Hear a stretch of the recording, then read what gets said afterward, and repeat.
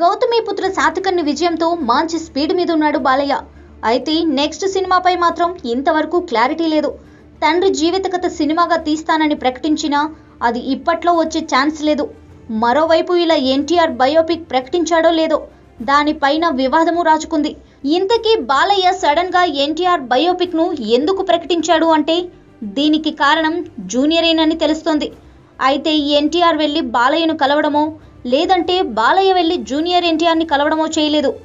ఈ బయోపిక్ తీయడానికి జూనియర్ ఆ మహానటుడిపై పరిశోధన చేయాల్సిందిగా డైరెక్టర్ పూరి జగన్నాథ్ కు సూచించాడట.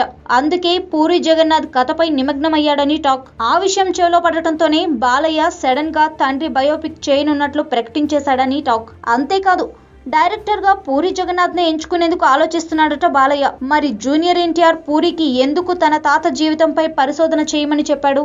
ఈ బయోపిక్ లో జూనియర్ నటించాలనుకున్నాడా? అదే నిజమైతే ఇప్పుడు బాలయ్య తన ప్రకటనతో ఎన్టీఆర్ ను ఇరుకున పెట్టినట్లే.